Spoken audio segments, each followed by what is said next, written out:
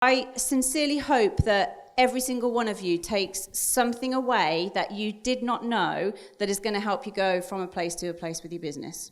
Okay?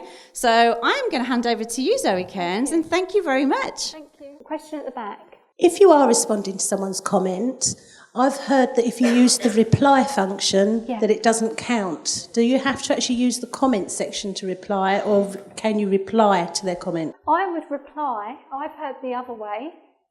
Okay, so I've heard that it's got to be a reply, otherwise Facebook doesn't actually acknowledge that you're replying to that comment. That's the two-way. Yeah. So don't just comment. If you just comment, the person it just says to the person that you've commented on that post. It doesn't say it's replied to your comment. And that's where Facebook pick it up. Okay, Finity. Yes, over here. So you were mentioning about the comments and the engagement previously. If people are on live and they comment hi, and obviously you're live and you're like, oh hi, how are you? But obviously you don't reply to that comment because you've replied verbally when you're live. Does that kind of go against you? Should afterwards you go back in and click reply? Yeah, after every live video I go back and like and reply. Really? Yeah. Every comment? Yeah. Oh my gosh, what, saying saying thanks for coming kind of thing? If I haven't got an awful lot of time, I'll go back and just like them all. And when I have got a little bit more time, I might reply. But a like will help in trying to then, that response, that affinity activity. But I presume you wouldn't go back and say hi or whatever because you've already said it, but it would be just thanks for watching or something. Yeah, thank you for joining. Lovely, thank you. Yes, at the back. I think this might be a stupid question, but we'll see. No stupid question. The bit about the affinity bit. So if you take the example of I go on and I'm trying to build a relationship with 10 women that I've met on social media. If I kind of go on and comment and like on their news feeds for a day or two and then they start to see me in their news feed, how long does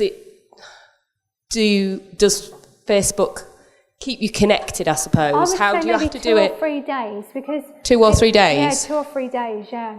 So from when you last commented on them? You'll find that I will find if I go on someone's profile, I will then see their comments like for a good 2 or 3 days, and all of a sudden, if I don't engage on their posts, they then start to disappear. Right.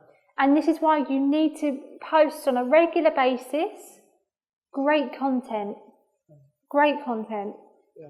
Okay. Thank you. Stuff that they will engage with. You've got to get them, even like down to what is the nearest makeup product to you. And just get them to answer with one-word answers. What do you always carry in your handbag? Or if you was to go off on a deserted island, which makeup item would you take with you? And these are getting people engaging at the back. I've also heard that if when you're replying to someone, if you tag them to put their name in it, that increases. Is that true?